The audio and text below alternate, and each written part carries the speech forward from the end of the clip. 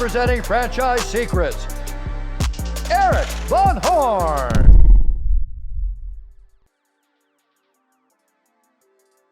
Hey listeners, if you're not in the Franchise Secrets Facebook group, what are you waiting for? It's franchisesecrets.com/Facebook.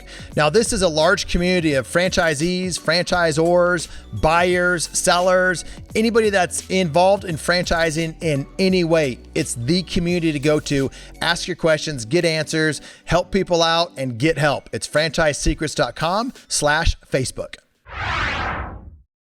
Welcome to the Franchise Secrets Podcast. Eric Van Horn here today with Craig Ballantyne.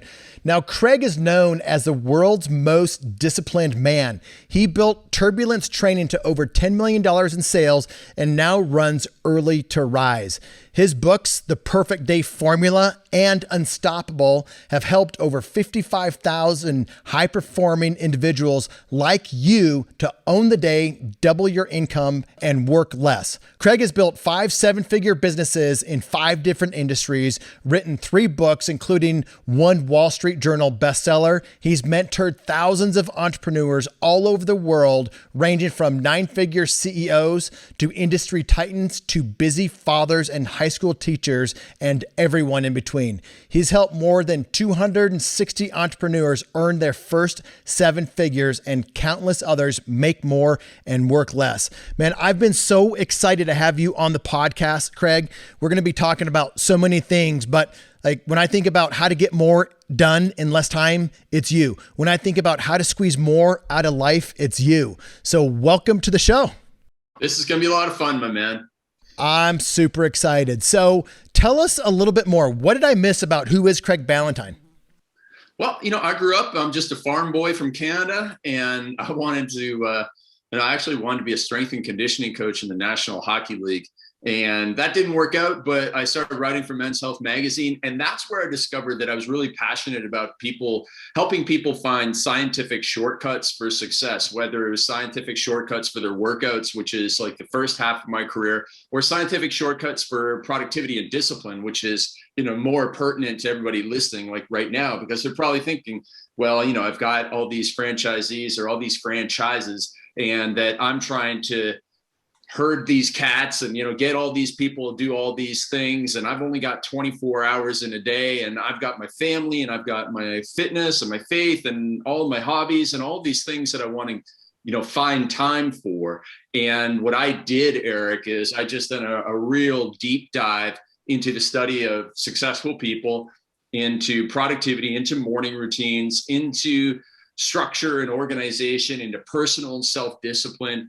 And I tried to find I wouldn't say the easiest ways, but the simplest ways to squeeze more juice from the week and more juice from our work. And so that way we have these work hours that are super productive, but I didn't say long work hours. So they're just work hours that are super productive, which then allow you to go home and be with your kids, help them with their homework, or to take those vacations with your family that you see other entrepreneurs maybe taking, and you're like, man, you and your spouse are sitting around going, hey, how come we're not taking those vacations? So it's really my mission in life is to work with that entrepreneur to get them more freedom, because I did one of these exercises recently, kind of going down to like, what's the thing that really drives me? And it's always been freedom. It's freedom from being told what to do, freedom to do what I want with my time, freedom to do the things where I want, when I want, all those types of things. And it requires a lot of hard work to get your freedom, but I'm dedicated to doing that hard work. I always said, Eric, that I would be happy to work. I wouldn't want to work 40 hours a week for somebody. So I'm willing to work 12 hours a day for myself so that I don't have to work 40 hours a week for other people. Now, that was when I was young. Obviously, I don't work 12 hours a day now because I figured out all these ways not to. But that was the extent to which I was willing to go back in the day to get my freedom. I think a lot of people probably resonate with that. I know I do. And just recently, my wife and I were talking about the early days of being in business together and how we were working those 12-hour days, but we have no desire for that anymore. So I want to get into how do you actually do this? But I think freedom drives most people. I've helped thousands of people get into business. Freedom is the reason why they get into it, but most people don't experience the freedom once they are an entrepreneur.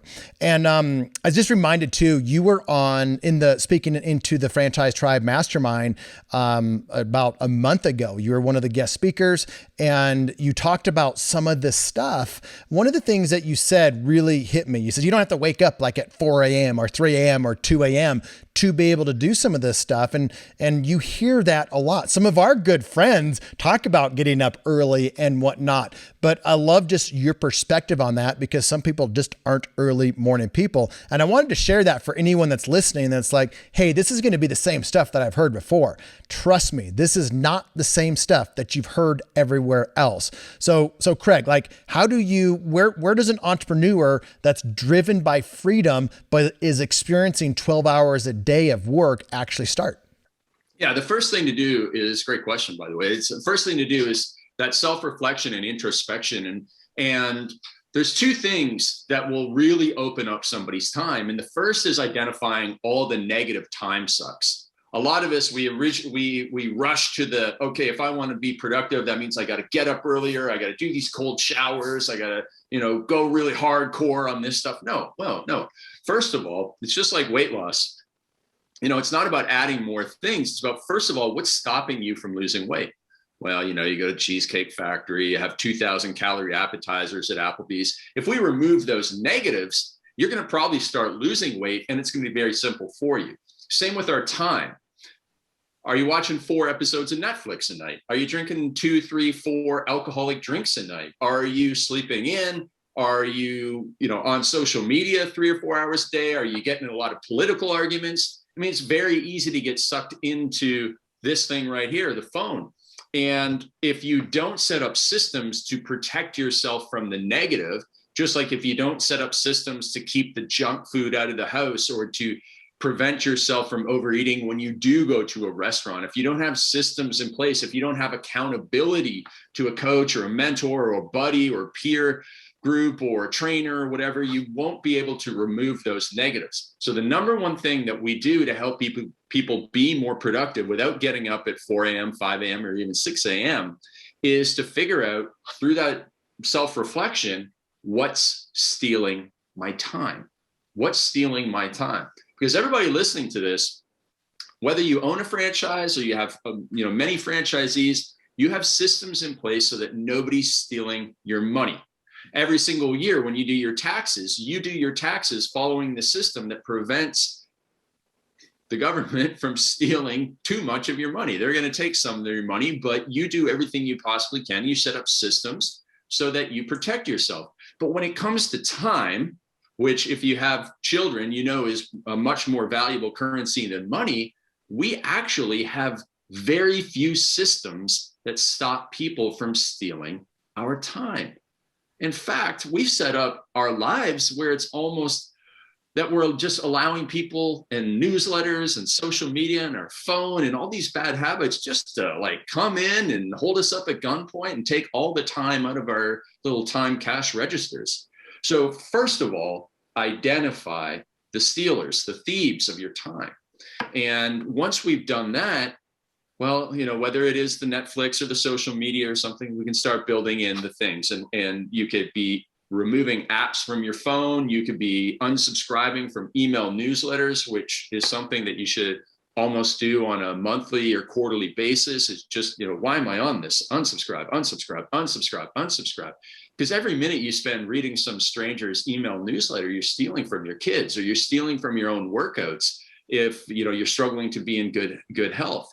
So remove all the toxic temptations and the distraction bombs. And sometimes that also means, you have to remove yourself from certain environments. Like if you're a good boy or good girl 5 or 6 days a week, but then, you meet up with one friend after work on Thursday or Friday, it becomes 4 hours in a bar. And then the next morning you're hungover and you can't do anything.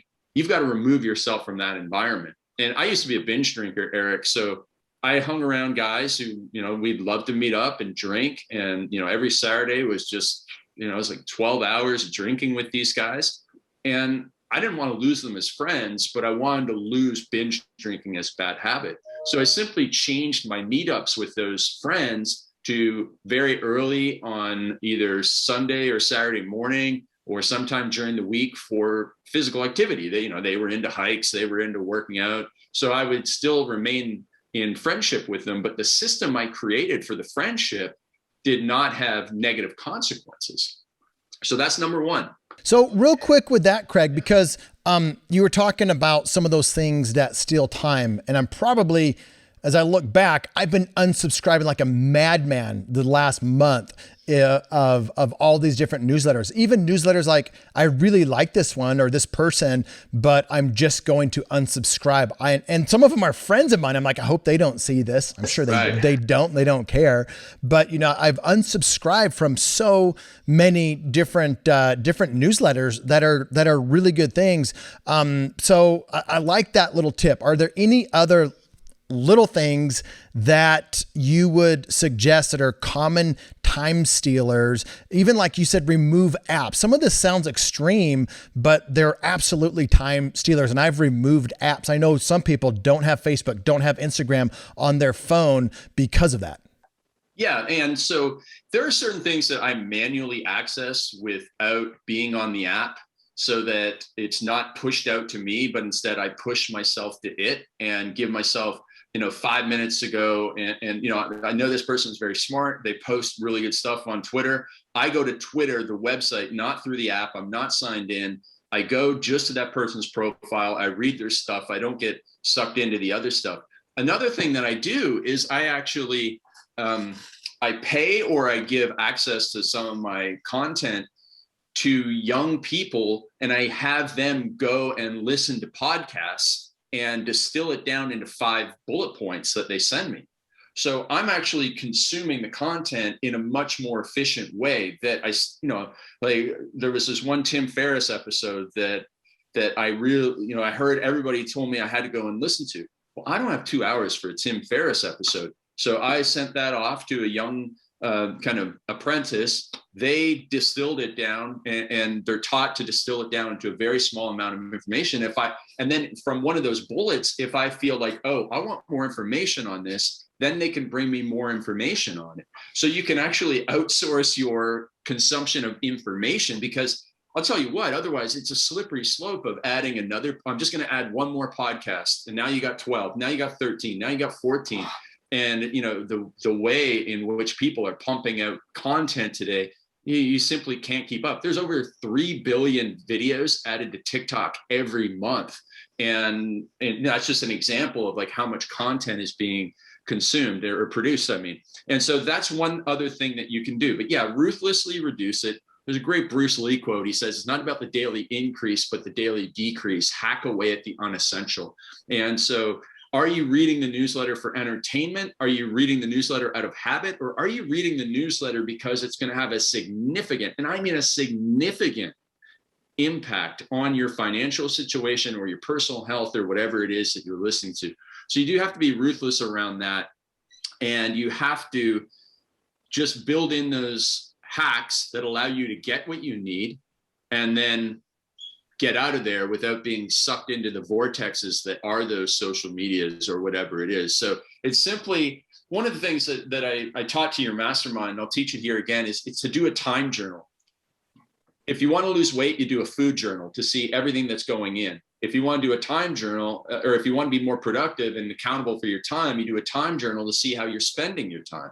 And then you can associate, I'm always wasting time at 3 o'clock in the afternoon. And it's because maybe you ate a poor lunch, or you ate too many simple carbohydrates at lunchtime. So now you're tired at 3 o'clock and you can't do any work, you can't focus. So you screw off onto social media, and the next thing you know, 45 minutes are gone. If you aren't doing that time journaling, you don't make that cause and effect association, which means you never get down to the root of the problem. And you think it's Instagram's the problem. Instagram's not the problem. Your energy levels are the problem. And you got to trace that all the way back to your energy levels are the problem, because your nutritional choices are the problem. Oh, okay. Well, if I fix that, now I have more energy. I don't even think about Instagram at 3 o'clock in the afternoon. So those are the types of things that come from that time journaling. You identify the negatives. Now, on the flip side, Eric, the good thing is that when you do your time journal, you also identify what I call your magic time, which is the time of day that you're 3 times more creative, productive, and energetic. And if you identify that magic time and you open it up to do your hardest work inside the time of day when you are naturally more energetic and focused, all of a sudden, you can get 2, 3, 4 times as much work done in a short amount of time. And if you had tried to, let's say that the activity was that you're writing up a franchise agreement, or you're putting together a sales script for a video to sell a franchise or something like that. It's a very difficult, intelligence consuming, energy consuming, focus consuming task. And if you do that at a time of day when your discipline and willpower are low, your natural energy levels are low, that could be like a 3, 4, 5, 6 hour task. But if you do that during your magic time, when your creativity, focus, energy, willpower, intention are all very high, and you realize that through the introspection and self-reflection, that task might only take you 90 minutes. So 90 minutes when done in magic time, 6 hours when done at almost any other time of the day. You haven't actually produced anymore. You've just produced it 4 times faster. And that is the positive side. So get rid of all the negatives, which open your schedule up, then make the match between the energy intensity and focus intensive task and your best energy. And that synergy is where you're able to really, really start cranking stuff out. And, you mentioned at the start of the podcast, the introduction, Craig's the world's most disciplined man. I didn't make that up. A friend of mine made that up. A guy named Ed O'Keefe in the nutritional supplement space made that up, because he said, Craig, you're the most productive person I've ever met. I had 2 very large information product businesses at the time that Ed said that to me.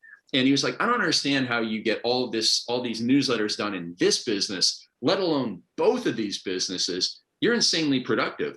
And I'm insanely productive because I identified that first thing in the morning, I can crank out content. It just flows out of me. I can crank out content faster than I can type, and it's just words and words, 2,000 words in an hour is what I wanted to say there, which is, if I try to do that at 2:00 in the afternoon, I might get 200 to 500 words done in an hour, but I've matched the activity to the time, and that has made an incredible amount of difference.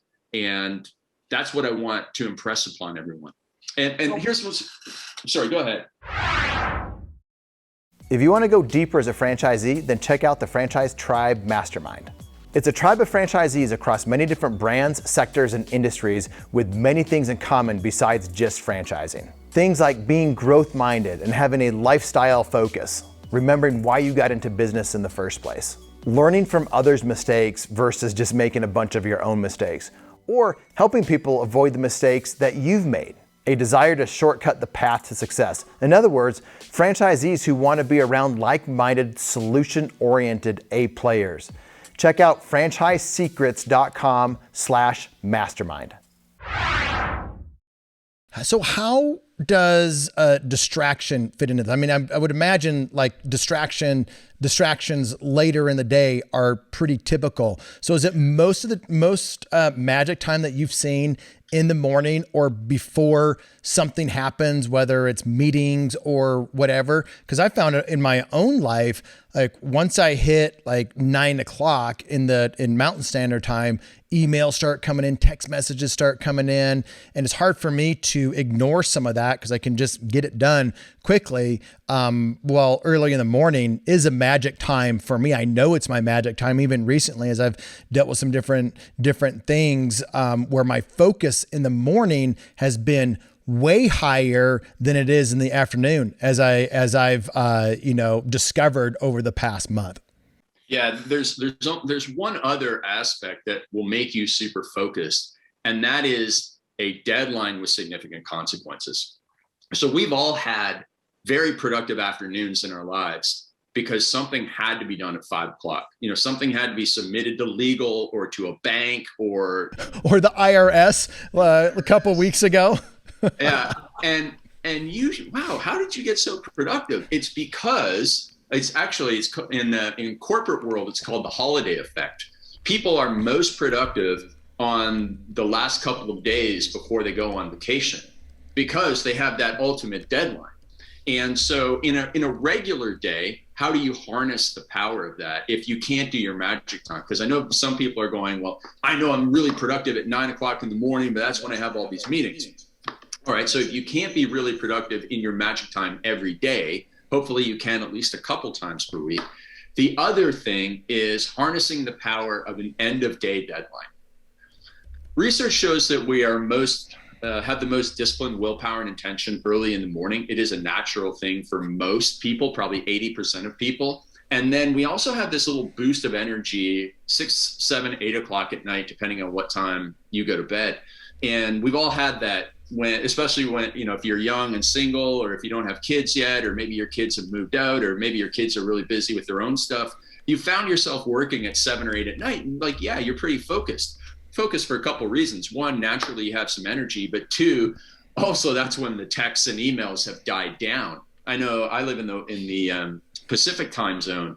So once 3 o'clock hits, my inbox, nothing comes in. Nothing comes in again till about late at night, because I have a bunch of clients in Australia and New Zealand. So I start getting hit from them about midnight, but I'm fast asleep by then. So I have this, huge dead time about 3 until 5 p.m. if I'm working till that late in the day where I don't have much. And again, I can get another aspect of work done. But again, the most important thing is match the energy of the activity to the energy of your brain whenever you can.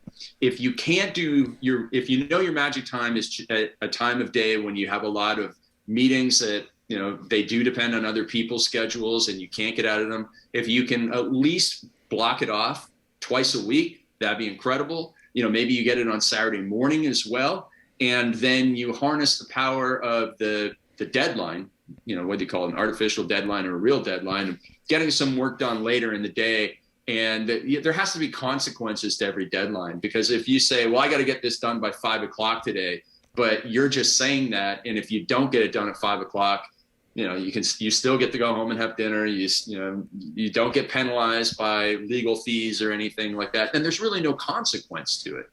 The only way that we can get significant consequences in there without them being externally imposed upon us by legal or banking is really to have accountability to a peer partner, someone you don't want to let down.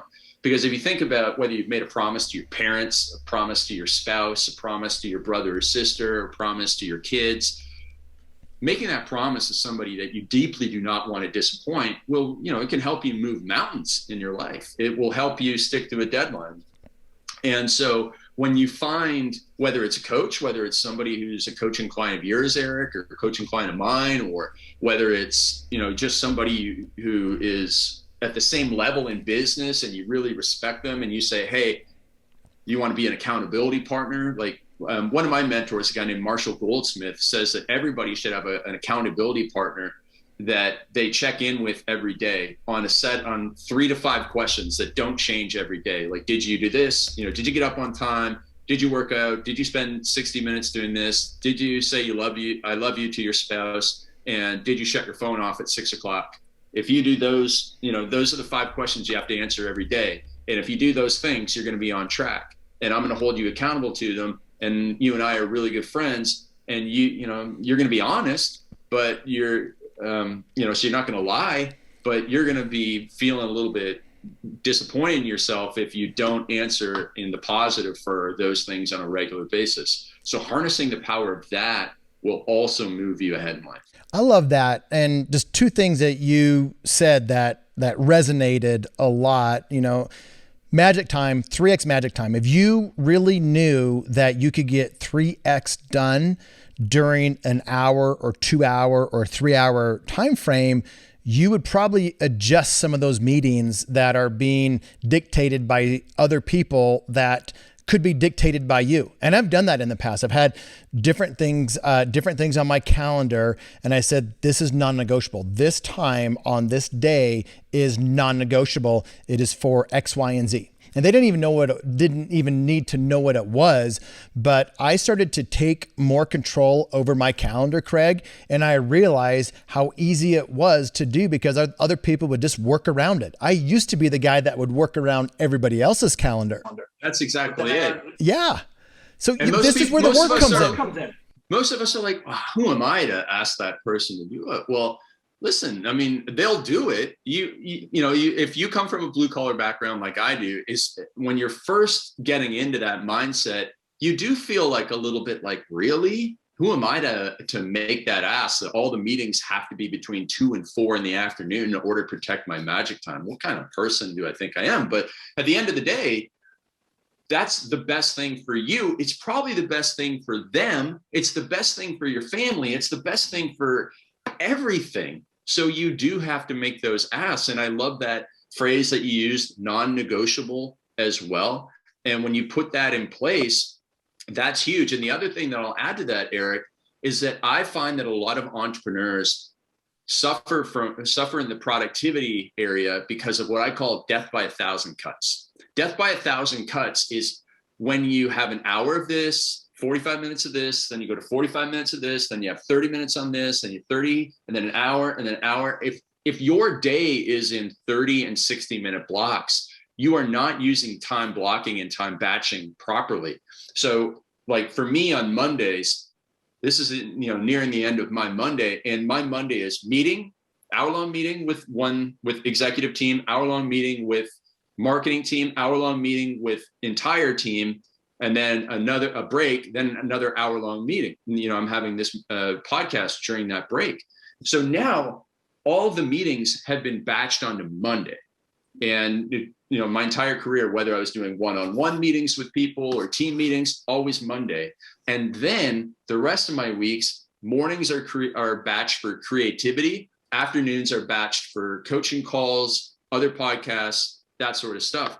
And it's, I realized, I know this because I used to be that person who would do a sales call in the morning and then a couple hours, like an hour and a half, I'd, do something else. But it's that transition time. The transition time of, you're working and you have a 2 o'clock podcast or a 2 o'clock something that's in your mind all the time. And then at about, 1:30, you're like, oh man, maybe I should start shutting down now or whatever. But it's really like a 1 hour podcast is really a 2 hour activity.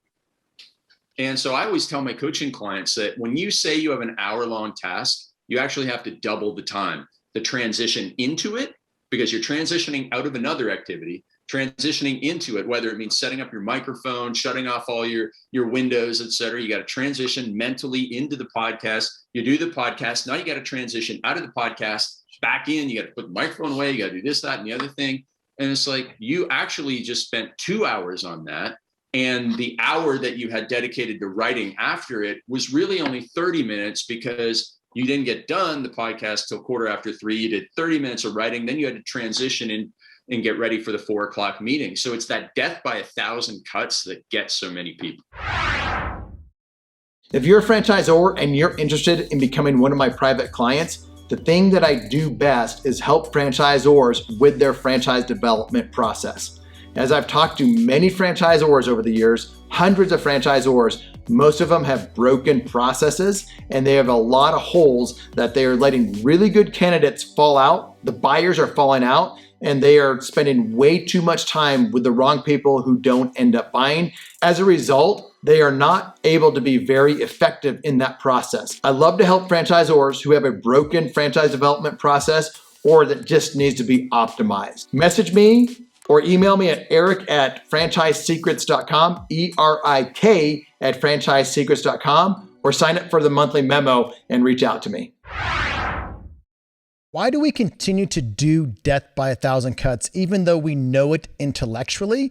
But for me, I would say I'm 80% there, but I'm not 100% there yet. So why do people have a hard time intellectually knowing that, but actually doing something about it? Well, we intellectually know that when we go to a Las Vegas buffet, that we can only eat a certain amount of food. And yet when you look at everybody's plate at a buffet, doesn't matter where it is, we intellectually know that there's only this much food can fit into our stomachs. Everybody's plate has this much. So we are irrationally exuberant for our ability to do stuff, right? Like Oh yeah, it's just another podcast. Put it on my calendar. It's just another whatever. Put it on my calendar. We're entrepreneurs. We're so optimistic. We're like, yeah, I can get so much done. And that's what drives us as entrepreneurs, like to see opportunity out there and take advantage of it. But it's our downfall in that we overthink how much we can get done.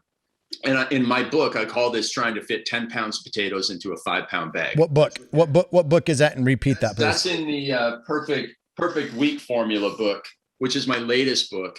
And Perfect Week Formula just shows people how to batch and block their time and take advantage of magic time, and also have non-negotiables like date night and workouts, and somehow have this it helps them have their most productive week ever, even though it reduces the amount of time they are spend working, so they have a much higher quality of life. But that's one of the chapters in there is about how most people have these 25 thing to-do lists, and they get 5 of those things done, and it's actually a fairly amount of accomplishment, but they sit there and kick themselves because there's 20 things on the to-do list that they didn't get done.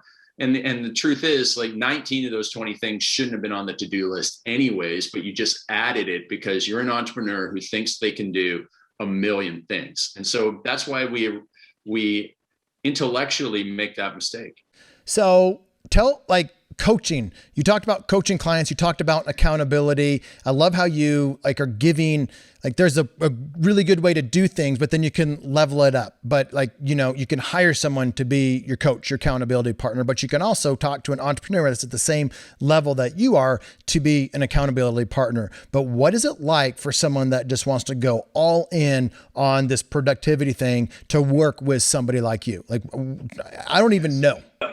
We have program that's basically called the Disciplined Entrepreneur. And Disciplined Entrepreneur, we have everything from one-day workshops where people, right now they're virtual, but we used to do them in person, small groups, getting everything out of your head, because that's where a lot of entrepreneurs struggle. They have all this stuff in their head. It causes a lot of stress and anxiety because it's like walking around with a jigsaw puzzle, all the pieces of a jigsaw puzzle in your head. They're not put together. You don't have a clear vision, a clear path. You have to get all that stuff out of your head. And that's what we do at that one-day workshop. Then from there, if people are a good fit, we kind of get them into our one-on-one coaching. So we have multiple coaches in our program. We have a very defined system of getting the clarity, getting their personal habits in place so that now they're 2-3 times more productive. We help them set up their meeting rhythms. So people were going, wow, I really like that idea of how he set up his Mondays for meetings. Man, I've been doing that for a decade now,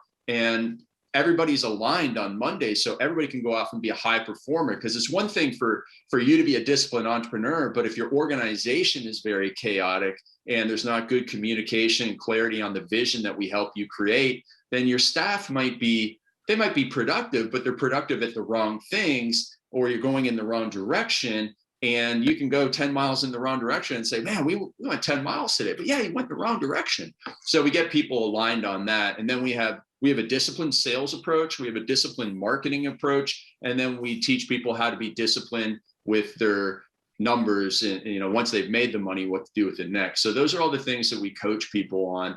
And it's been everything from solo entrepreneurs who, gym owners who have just a $500,000 business to friends of ours that are in the 100 million mastermind group that have 9-figure companies, but they are working too much, and we help them go and get that back on track. So we are really just helping that small business owner to be that disciplined entrepreneur, and the discipline equals freedom. Discipline and structure equal freedom.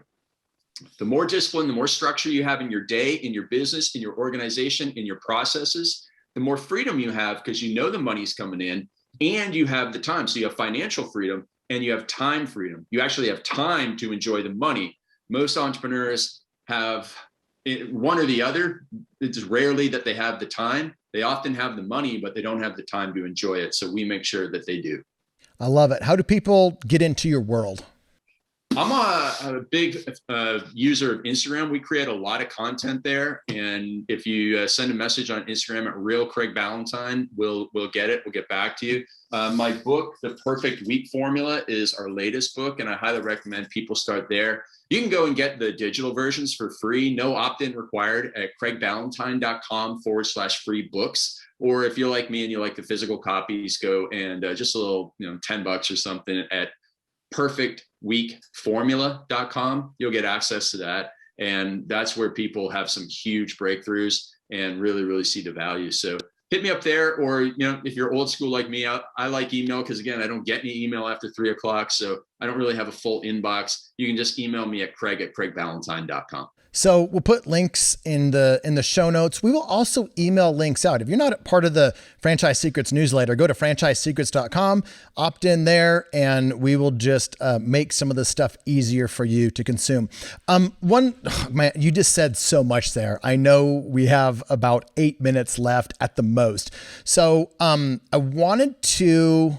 Well, you just said something, Craig. You don't get emails after 3. Explain that. What, you don't look at them? You don't, what? I was talking about that before. Well, here's the thing with email. I like email because I like reading, but I don't like getting a lot of emails. And so, the emails that I want, I like getting. And years ago, I was mentored in a way by this guy, Dan Kennedy. And Dan Kennedy's this grumpy old man, and he never had a cell phone, and he never had email. He made everybody, and this is true, like people tried to out him and oh yeah, you're lying. Like no one ever was ever able to prove that he had a cell phone or email, and you had to communicate him by fax. So that was such an aha moment to me that I then started teaching my clients, my friends, my business partners to treat email like fax, like a fax machine, right? So think if you had to send a fax, like you had to get up, you had to take a piece of paper over, you had to put it in a fax machine, and that's how you sent email. Like how many emails would you send in a day? Very few, right? So I taught people to, if you're going to send me an email, it's got to be like bullet points and here are the exact questions I want. So I don't get a lot of email in the first place. The other thing about email is that if you have a full email inbox, it's really your fault because the amount of emails you receive is often a factor of how many emails you send out. So notice how many times do you just 2-word email or five line email? Why don't you just hold on that, save it in your drafts, add to it. So there's a significant email that goes out. So it has the weight of a fax or the weight of a letter, not an email or a text message. And I never get into those, oh, thank you. No, you're welcome. Oh, no, thank you. People send these 5 email sequences back and forth where they just can't end a conversation. So if somebody sends me something and there's no action required in it, if there's no question mark, I don't reply back to an email. It's okay, to me, the sequence is done. So I don't have to say thank you or got this or whatever. You can just assume that the message got through to me. You've told me what to do. I will do it. And I just act on that so that, again, most people then add 2 or 3 more emails by replying back, thank you. And then they say, no problem. If you were doing this by fax, no one ever just sends a fax back saying thank you, LOL. That's something that I've just treated email in a different way, and as a result, I get fewer emails. So your inbox is your responsibility. Your inbox is your responsibility. So you just stop replying after 3, and people just know that. And as I look back, if someone needs me, they're going to text me. Or they're going to call me if they absolutely need me. So coach me a little bit here. And we got a few more minutes left. If I want to stop replying to emails at 3:00 Mountain Standard Time, do I just simply stop replying? And then when I wake up in the morning, I have this tendency to want to reply. It's my magic time. I know it's my magic time, but it's so tempting to want to wipe out the emails so I can mentally go on through the day. So what am I doing wrong? Yeah. So, I mean, back when I used to have anxiety attacks, and part of it was because I would wake up in the morning, I'd wake up late, I'd roll over in bed and look at the inbox. And one morning, 15 years ago, I woke up and I said, okay, tomorrow I'm going to get up 5 minutes earlier, so I'm not waking up late. And I'm going to wait 5 minutes longer to check my email. I did that for a week. The week after that, I went 5 more minutes before checking email, and I got up 5 minutes earlier. Now I had a 20-minute spread where I did work. Then the week after that, I had it up to a 30-minute spread, and I slowly increased the spread because, one thing to think about is that those emails have been there for 8 hours while you've been in bed. They can wait. They can wait another 90 minutes because that's your magic time. And you can look at it as a reward. If I do my work, if I eat my vegetables here and do my work, I get the reward of having dessert, which is checking my email. And, you can send the email off, but no one's going to answer it anyways because it's early in the morning. So why bother going into the email at all? Plus, if you go into the email, there might be 11 emails saying, oh, I want to sign up for your $25,000 or $50,000 coaching program. And then one person saying, well, I didn't like your podcast today. And all you're going to remember is that I didn't like your podcast. And I remember when I was young, I would spend the entire morning thinking up like really snarky replies, never sending them. But I was like, I just spent 3 hours thinking of snarky replies to somebody who wanted a refund because they couldn't download my turbulence training program. And that's when I started to, compartmentalize it and put the emails off till later. But that's what you have to do.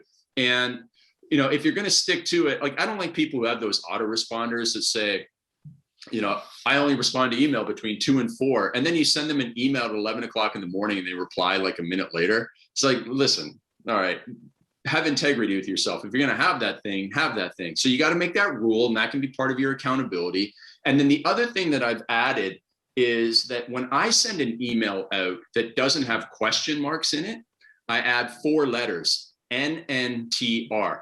And if it's the first time I've ever said this to somebody, then I include the definition, no need to reply. And that's my signature to the email. It's like above my name, or there's like my name's not even in it. It's just, got it. I will meet here at 9 p.m. I will bring this, NNTR. No need to reply, which stops the email thread. I love this. We're talking systems. It takes work. It takes intention.